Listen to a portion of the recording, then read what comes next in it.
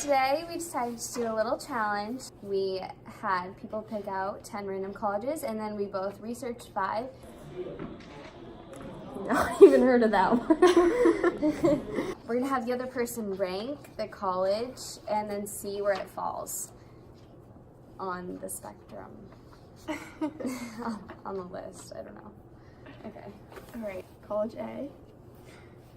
This college, for dorms, it has 26 residence halls, and each one contains students of each grade level. They also have special interest housing, which allows students to live in environments that don't expose them to certain conditions. So they have where you can opt in to focus on living a meaningful life, mental health, quiet study, and substance-free living.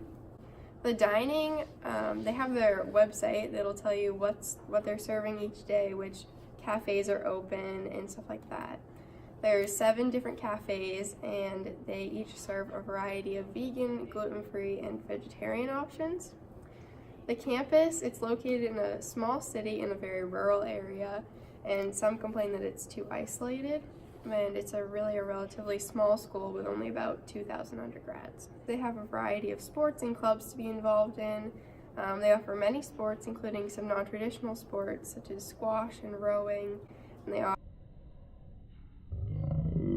dance, theater, music-oriented clubs, but they don't have a lot of STEM and science and math clubs. They don't have any Greek life whatsoever, and the party scene is relatively minor. They offer 54 majors and 30 minors. The graduation rate is in the low 90s, and most agree that the professors are passionate about their subject area. The class sizes are pretty small, ranging from 2 to 19 students. So that is College A. I'd rank that one really high just because they have a lot of options when it comes to food and your dorm and some of the interesting sports. So I'd probably put that 1 or 2 in the rankings. College B. They all agree that housing only gets better as you become an upperclassman. The upperclassmen brownstones and apartments are some of the best in the city. They're vegetarian, vegan, kosher, and halal friendly. They also have specialty chefs that come to visit for Chinese New Year, lobster night, Mexican, traditional Italian, etc. There's also many chain food restaurants on campus. The campus, it's located in a very large city, and it's spread throughout the city rather than in a centralized location. And it's a relatively large school with almost 17,000 undergrads. Lots of sports and school spirit. They offer a wide variety of sports and have even more options for women than men, which I thought was pretty surprising. But they have more than 450 student groups, and so I don't think it'll be an issue to find something to do. Greek life and partying are also pretty common, but they offer study abroad. And they offer over 300 majors, and they range from business management to scene design. So this one's obviously very different in the fact that the first one was really small and this one's really big. So I like that this one had a little bit more options. So I'm gonna put this one number 1, another one, and A number 2. College C. Most students live on campus, and all the freshmen are required to. The dorms are either single, double, or apartment style, and most agree that they're very comfortable. The dining is pretty limited. There's only 1 cafe on campus, but the location gives access to many more restaurants and cafes. And the 1 dining hall is only open at select times and doesn't serve lunch, if I remember correctly. This is a very small school with only 430 students. And they have a very tiny campus located in a medium-sized city, and the campus is in the downtown area of the city. And they offer no sports or clubs, but there are some campus events including art and dance shows.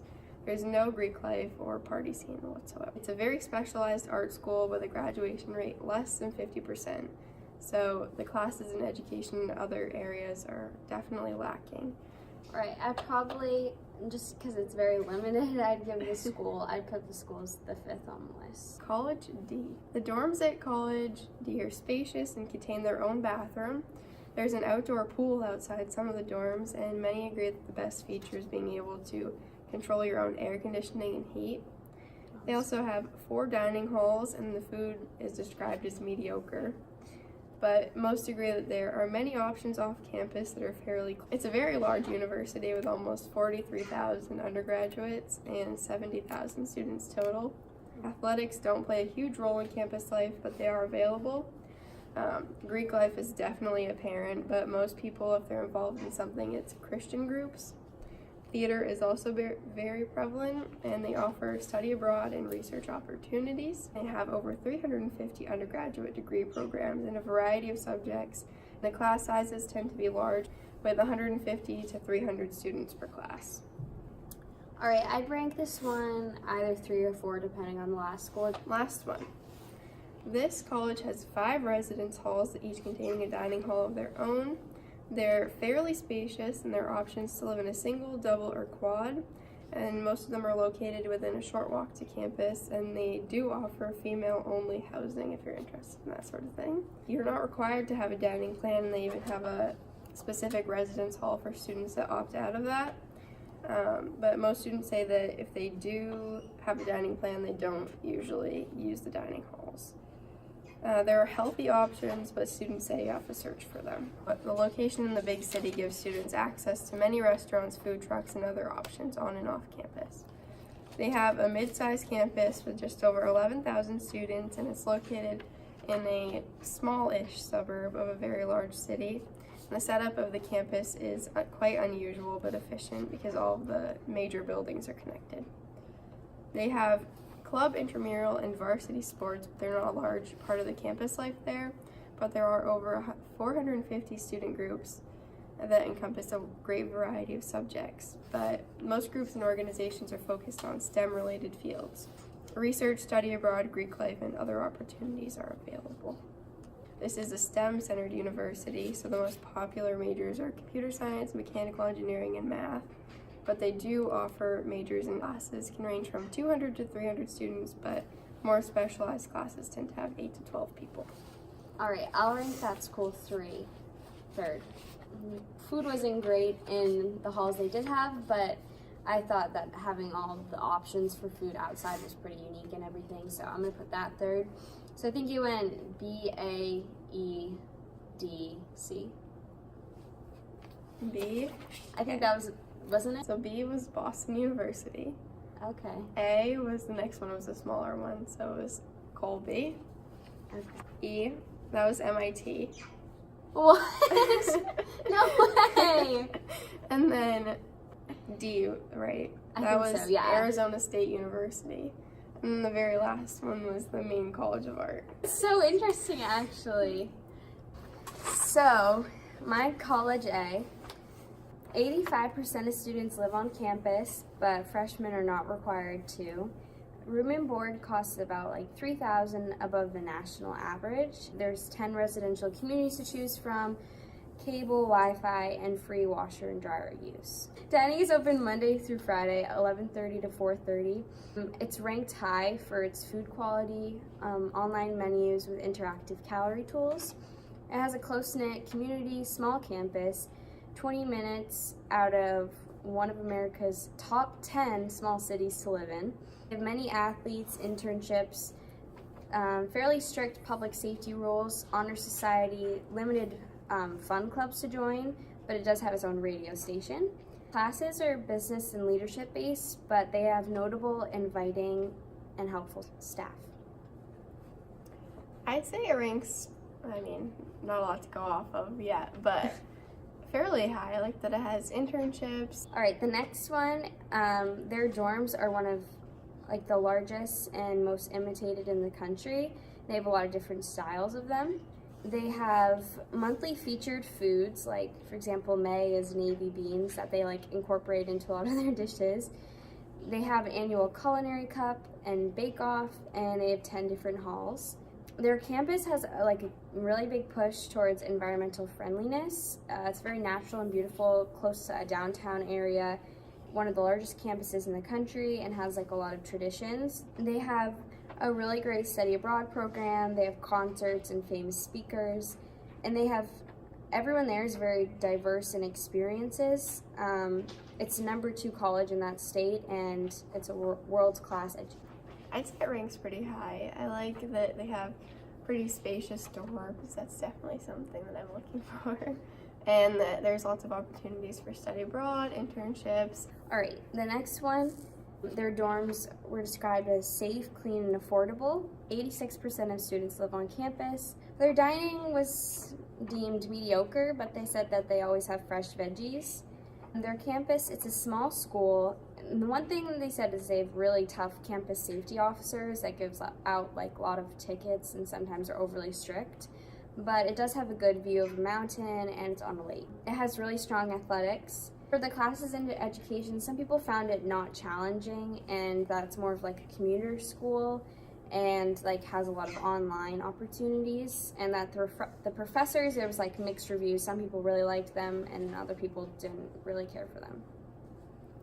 I'd say it's probably pretty close to the bottom. If it doesn't have a lot of challenging courses and the food isn't too great, then I'd say it's probably like 4th or 5th, depending on the other schools.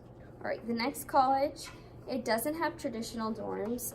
Instead, it has like suites in 12 residential colleges, and then each college has its own like library, gym, and some have like really unique amenities such as like movie theaters and everything. They have lots of options for dining, obviously, and then it has like notable diverse cultural food. So there's like, they said there's really not a culture you can't find food from. It says it is known for partying. It's inside a pretty town, but the town is kind of sketchy. It's kind of in like an awkward middle ground between like two major cities. So like sometimes that's kind of deemed good because you could like travel, but you have to travel to get there. It has 100 athletic teams, 50 performance groups, and 60 cultural associations. It has pretty decent education, but there's not a lot of interaction between professors and students, but there is great resources for extra help. I'd say this one's pretty, like, probably number 3 if there's fairly good professors, but you don't have a lot of interaction with them, and it's not in a great location right in between cities. And the last one, this one has pretty decent dorms and like a lot of different dining halls. All people in the resident halls must participate in a meal plan. It's highly ranked in that state. It's like a safe and clean campus. It's not too diverse. The majority of people there are Caucasian, but it's a really beautiful location. A lot of people that walked on said they really enjoyed visiting it. It's not big on Greek life, and sporting events are not a big part of campus life. And their most popular major is biology, and they have respectful and helpful professors. I'd say I probably like this one the best out of them so far because they have like most popular majors biology. There's no Greek life, which means there's probably not a ton of partying or anything like that. And it just sounds like it's a pretty okay school. Okay, so EADBC. I think. All right, so her number 1 was University of Wisconsin La Crosse. Really? I have like no idea what this college is. I don't know who suggested it. It's very random. I've never heard of it before. It's just one of the top universities in Wisconsin. But yeah, it was actually like everyone really liked the campus it seems there. pretty like well-rounded in all the areas. The second one was Nichols College. The third one was Yale. Really? Yeah. They have like really I thought nice... it was Yale because I looked up, well, I wasn't completely sure, but when I was researching them, I saw they had movie theaters, and you said movie theaters, and I was like, I wonder if it's Yale. They have like a recording studio in one. See, and that's stuff. pretty cool. But it is big, like a lot of Ivy Leagues are just big on partying and stuff just because that's just how it is. And it's like in Connecticut, which is, right? Right. So it's like between New York and Boston and everything. The next one, which I spilled the beans on, Michigan State is the one with... Oh, I just said it! Oh my god! Let's just say that one's 2 then. We'll say the first one. Was Michigan State University. And that one had very positive like reviews overall. Last one was St. Joseph College. I don't know, it's not as like popular. Interesting. Yeah, I thought this was interesting. I think it's funny that I put like Boston University above MIT and you put Yale as 3rd because you think that like that would be at everyone's top of the list. Just because when you look at them holistically, you can see like the different pros and cons to each school and like. And that was like our purpose of doing this, but I didn't really think that it would actually happen. Like I'm I know. honestly really surprised. Just like because you realize like a lot of schools have more opportunities and offerings. Like sometimes like BU it's bigger and they can offer more classes and stuff just because they need to do that because they have more kids. I found this interesting. Me too. And I hope you guys found it interesting. So, Bye. bye.